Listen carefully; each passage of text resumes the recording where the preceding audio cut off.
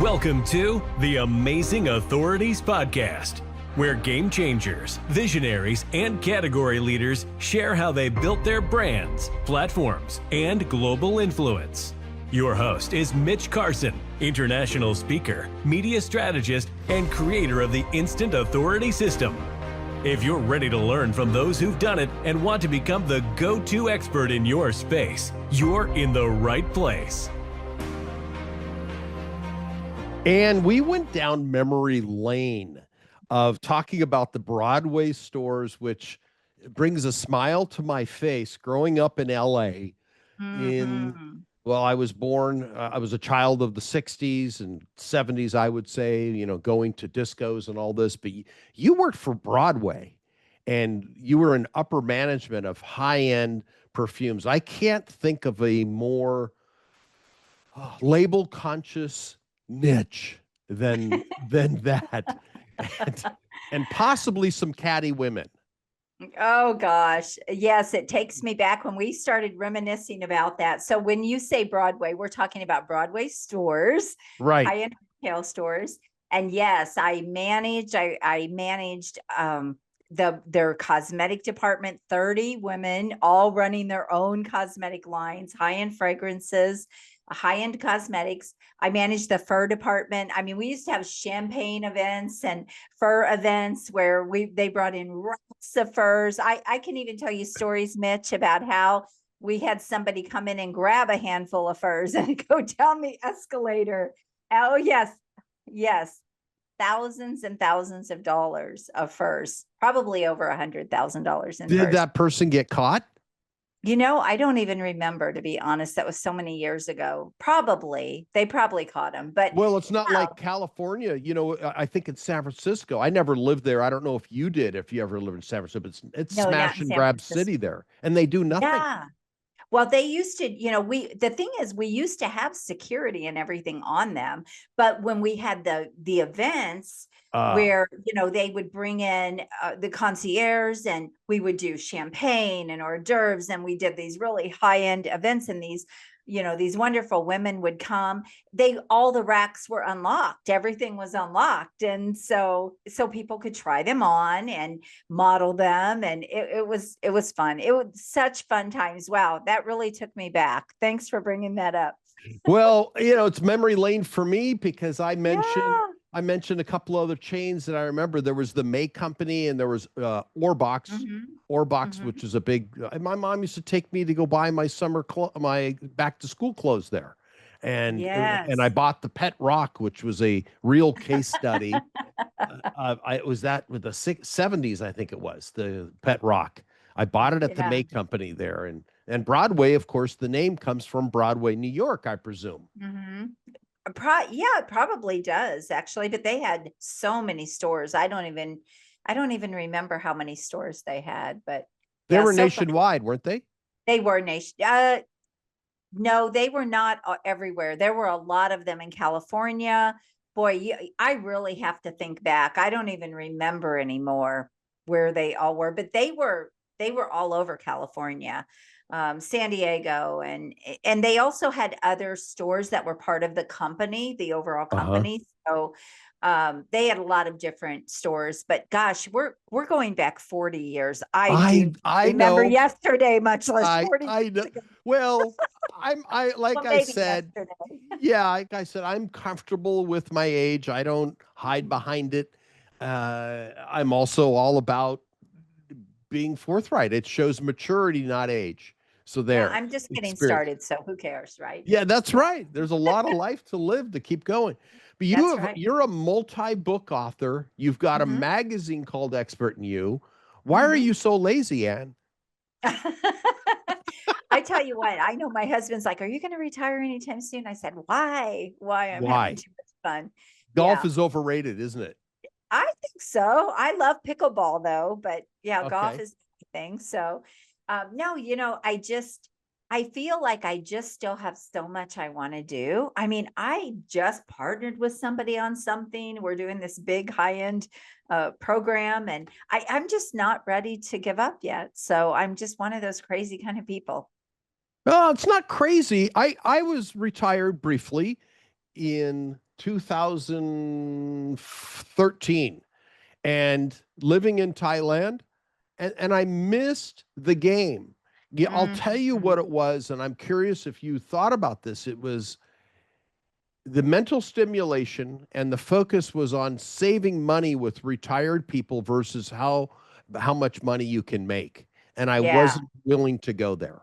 Too many ideas were flowing and still flow. Yeah, it's too much fun to make it. It's, I don't want to have to budget.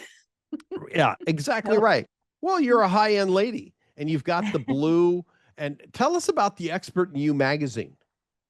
Yes. So I launched that magazine. So I have really two companies. I have my consulting advisory services, and then where I work with people to build their businesses. And then I also have my marketing and media agency where we will do a lot of done for you services. And that actually was a spinoff of my consulting, because when I was helping people get really premium clients, which is my whole business model, I help them play at the top of their industry.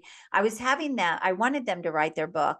I wanted them to be featured in the media. I wanted them to start a podcast, launch a podcast for client acquisition and for visibility. And so as I was doing all of those things with them, I was sending them away. Okay, go do this somewhere else. And I said, I know this is crazy. I'm just going to build my own team of people that are excellent at what they do. And they won't be employees. They're part of my team. And then we can get all these things done for my clients.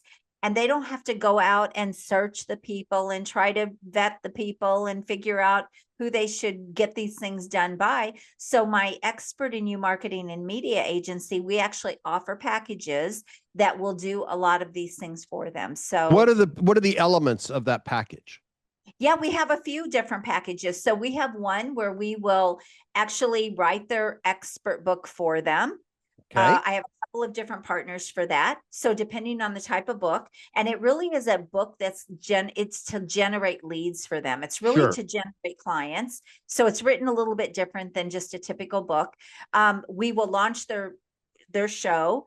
We will do marketing assets for them, media reels, video, all kinds of things. So we have a package that kind of is like everything. I feature them in my magazine. They get a beautiful 4-page spread in my magazine. I'll put them on my podcast. We put them on other syndicated podcasts. So it's a whole big offer. That's one. And then we have some smaller packages where it's not quite as robust. We don't give them all of the stuff, all the media stuff and everything. So we have a few different options for people.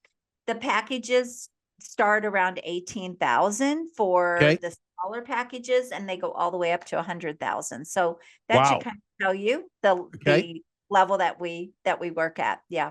Well, you worked in high-end retail, you worked in furs, and you know what it is. Packaging is everything. And tell me, you're married, correct? 45 years, going on 45 years. Good. Congratulations. That in itself is an accomplishment. It shows your level of commitment and probably your commitment to your clients, because you've learned that being married that long. And I think you both are worthy of a gold medal, because I lasted 11, and that was it. That was a long time ago. Well, we do find out it's not that common. I mean, I do know people that have been married a lot more years than us, but the more I talk to people, especially globally, I do find out it's not that common to be. We've been together 45. Or actually it's 44 years this year, but we've been together 45. So yeah, that's amazing. Cheerleader. Well, I'd love to bring up a question about packaging, and you deliver high-end service. You don't mention it's $16,447 for my package. That's low budget thinking. It's 18 grand up to 100 without a blink, because you know the value that you provide in your services. If your husband, if we go back 44 years, when he was ready to bend a knee and ask you to be his beloved, if he came to you, given your background in high-end branding, and bent a knee, and his box that he opened up had a brand on the outside of it showing you this glistening VS1 stone, which you don't know until you get out a loop and look at it, but he's got this beautiful stone, but the packaging of this stone is that of Walmart. I don't even know if Walmart was around 44 years ago. They might have been. But if it had a Walmart, which is known for pricing things very inexpensively during that time, or Sears, I'm bringing this. If Sears had a jewelry division, like Sears Roebuck, or it came in a Tiffany box, what would be the reaction with both Bentley incidents? Well, here's the interesting thing. I'm actually a pretty simple person. Even though I help people play at the high end, I'm not as high maintenance as people think I am, to be honest. But I honestly, I wanted to marry him so bad, I probably wouldn't have cared. All right, but with the reaction, okay, you loved them regardless. That's wonderful. Kidding. I'm kidding. Yeah. What you were saying is absolutely right. So the reaction, it wouldn't have aligned, right? The packaging wouldn't have aligned with what was going on. So I'm just joking with you when I say all that, but there has to be an alignment. And this is the problem with a lot of people. I say experts who look like beginners, experts who are selling themselves like beginners. They are experts on the inside, and they're brilliant at what they do, and nobody knows. Nobody knows, and they're getting passed over, and they are getting price shopped, and all these terrible things that should never be happening because they aren't positioned and packaged right. They're not selling the right way. All of those things. Yeah, it matters because you asked me a question before.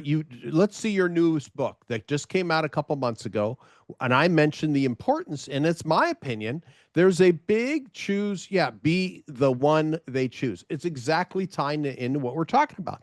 One thing I'm going to do for you, because it's one of my deliverables, and I use podcasting as an entree to meet people like you who understand value.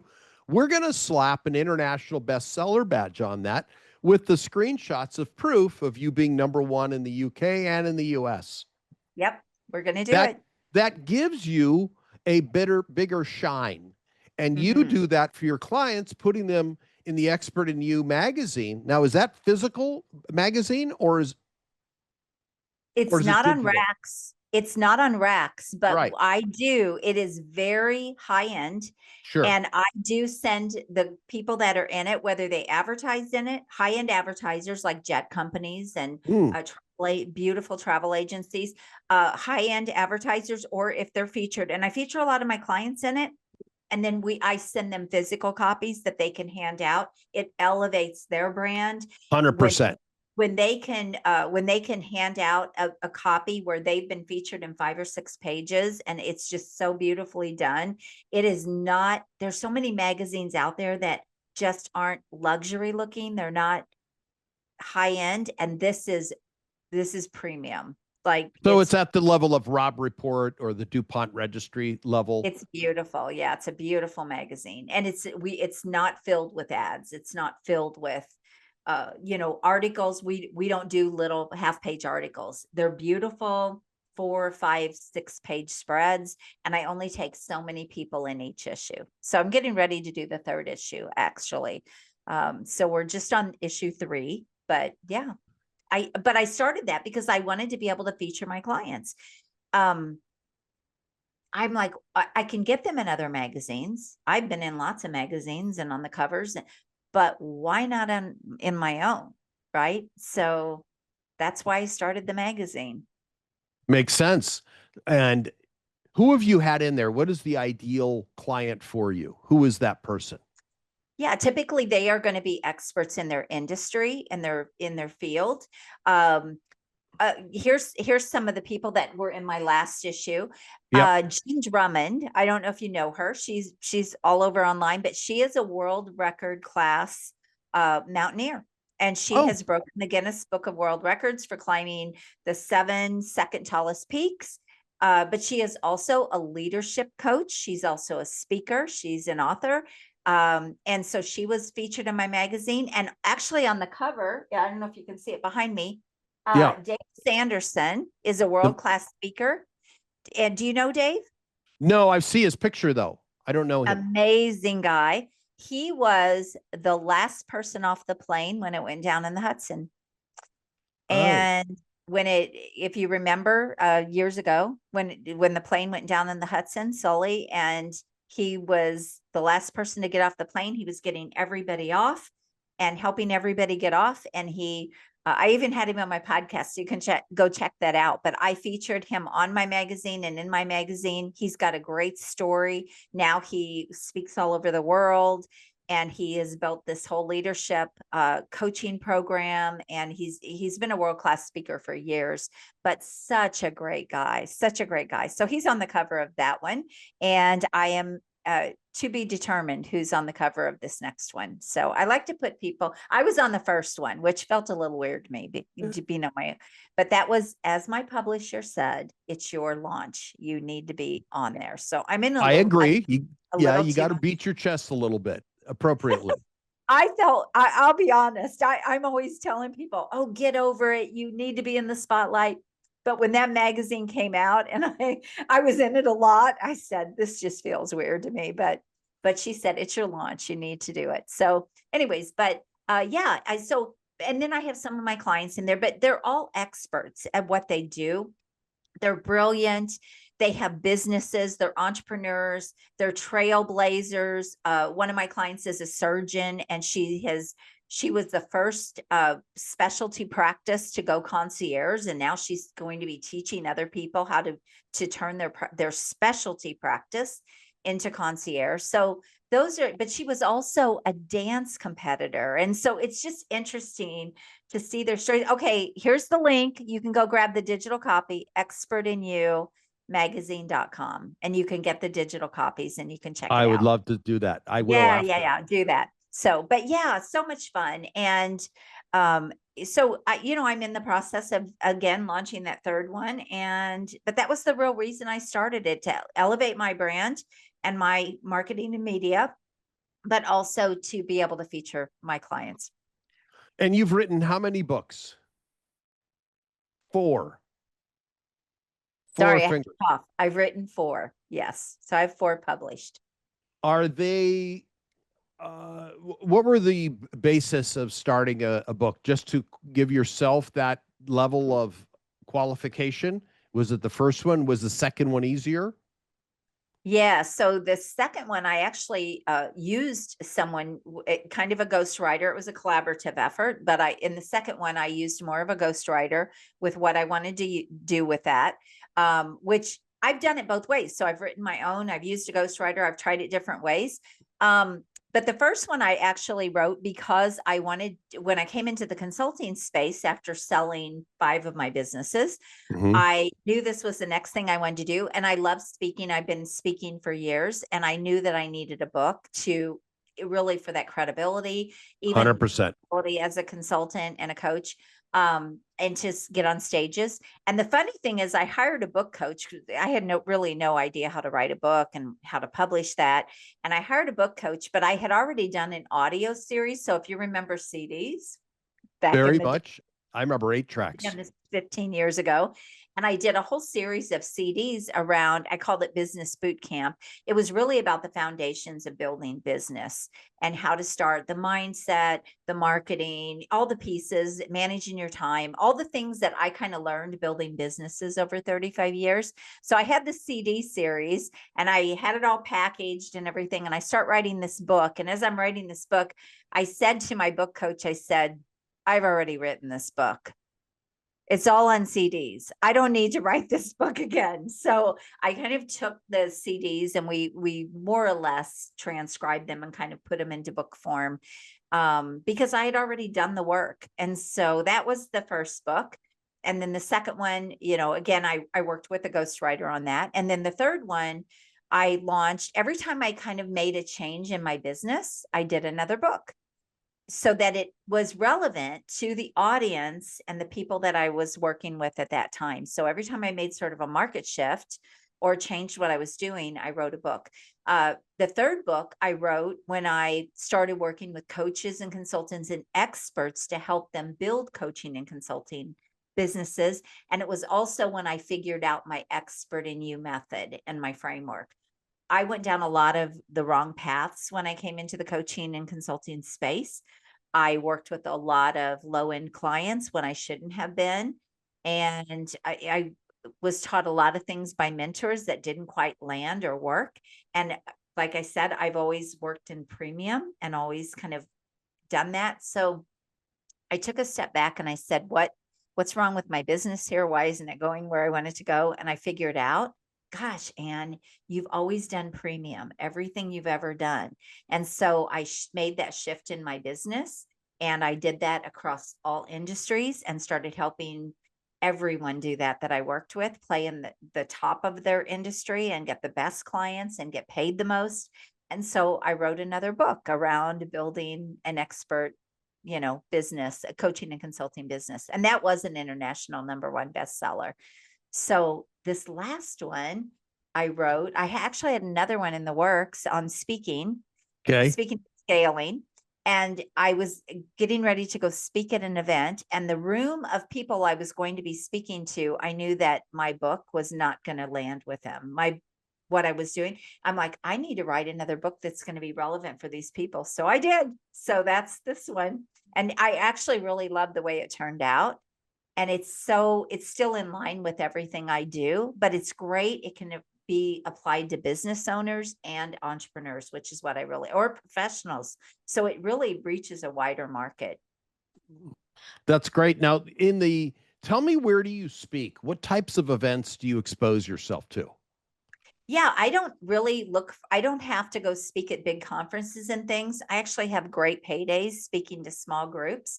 So I'm very strategic. I love associations. I love groups where my ideal people are. I will speak for a fee, but I actually prefer to just get in front of my ideal people and then land clients that way. It's one of my favorite ways to land clients. It's my preferred method, where I've been a paid keynote speaker as well. So we're kindred spirits in that department, but I will bypass a fee if I'm permitted to sell. Me too.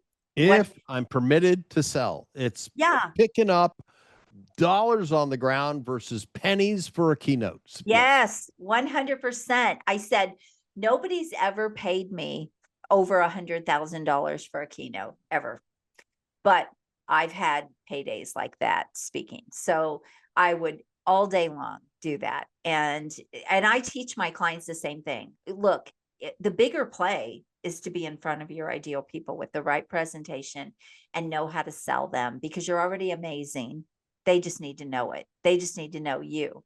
And you just need to know how to turn that into business. And that is just, to me, a better play. Unless you're getting paid those big Tony Robbins fees. Well, no, there's only one Tony Robbins, and exactly, he sells as well. Exactly.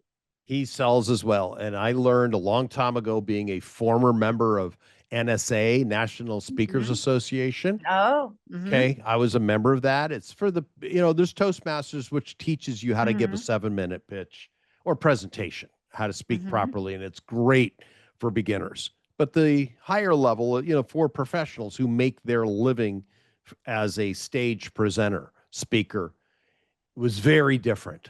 It's but the selling side, there is no association for that. No, it's funny you say that. I was in NSA for probably about 2 months. I went to about 3 meetings, and I quickly realized, now I was already running my own businesses, and I thought that it was going to help me get on more stages and teach me all the marketing piece and all of that. And it was really around building a speaker business. And I said, this doesn't align with I don't want to build a speaker business. I want to build my business from speaking. And I didn't feel like it aligned with that. And so I didn't stay in because I knew I had already built businesses from speaking, and multiple businesses. And I knew I didn't want to be a professional speaker building that as my business. Although now they're all learning. All speakers are now learning. They need more. They need more. They found that out in COVID. If all you have is speaking, it's a tough life.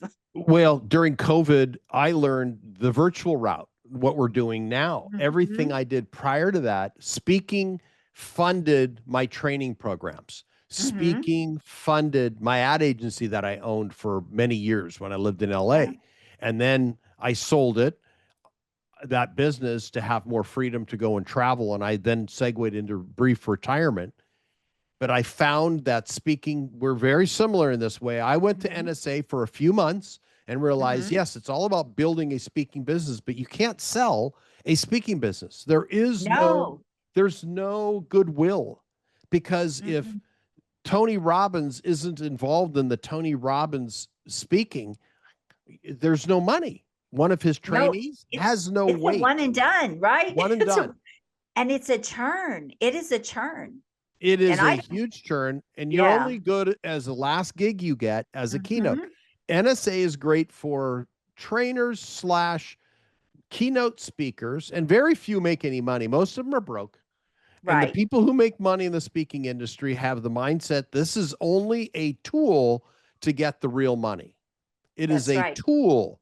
AI is a tool to save Mhm. time and ideate. Yes. Speaking is a tool to then sell people in the premium programs. So that's Yeah. what you do as well.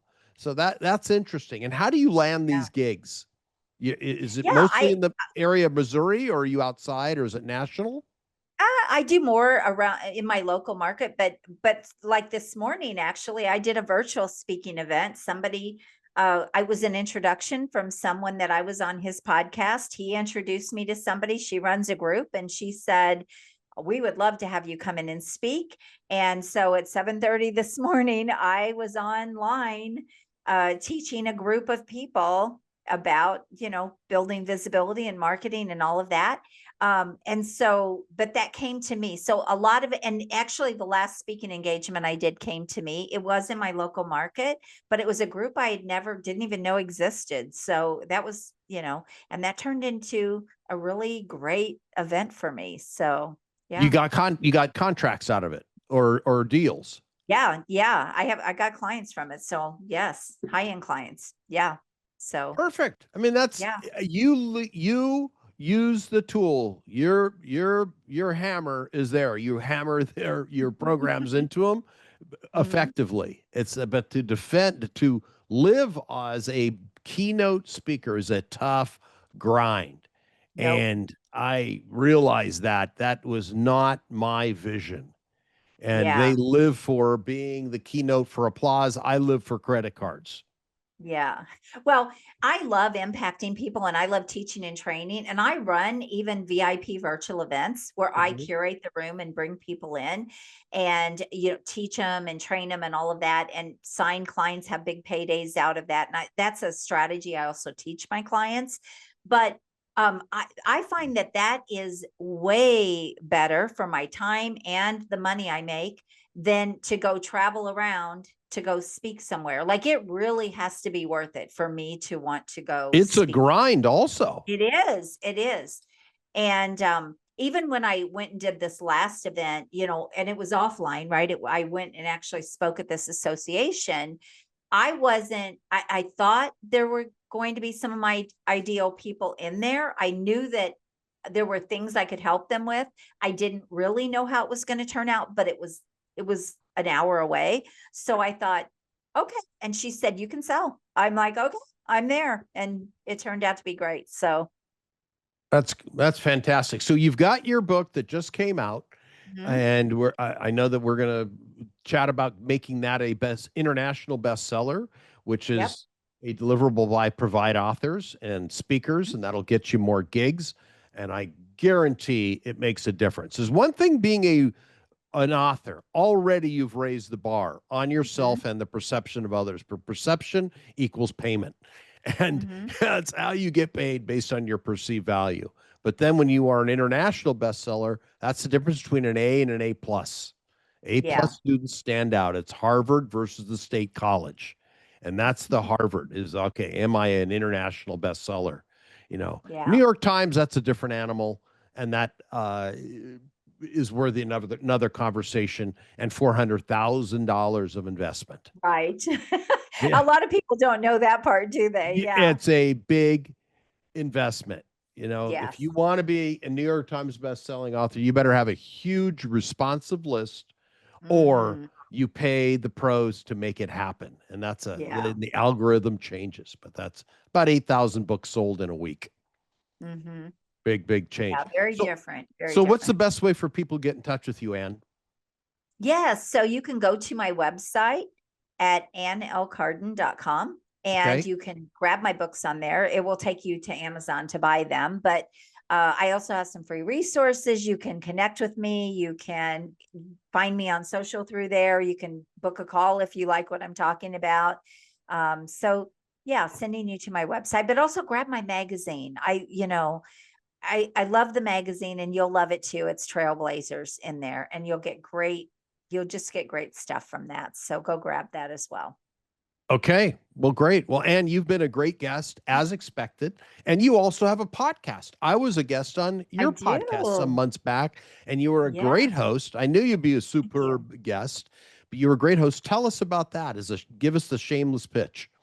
Well, it's Expert in You. Hello. Okay. Hello. So, I've been doing that podcast almost 4 years. Okay. And so, yeah, I'm getting ready to celebrate episode 300. So I'm really excited about that. Yeah, that's a big play, right? Most people don't make it past episode 10, I think, with the podcast. But I heard that also. It's eight episodes, and then they sunset. Yeah. Yes. But we're getting ready to do, I think this week is launching 294, 295. So we're getting really close to that 300. And it is all the same things I do. I interview experts, entrepreneurs, people that are blazing trails, people that are doing great things. And I shine a light on them and let them share their expertise and their brilliance. And it's very conversational, very much like this. You never know where it's going to lead or where it's going to go. And it's just one of the most fun things I do. I love guesting and I love hosting. Two of the most fun things I do in my business. Well, that's great. You've been a great guest. I knew it after the host. So Expert in You podcast, they can find you and schedule a time and go through your review process, whatever that is for people. Yeah. But I had a great time being your guest, and thank you for returning the favor and gracing us with your presence today. My pleasure.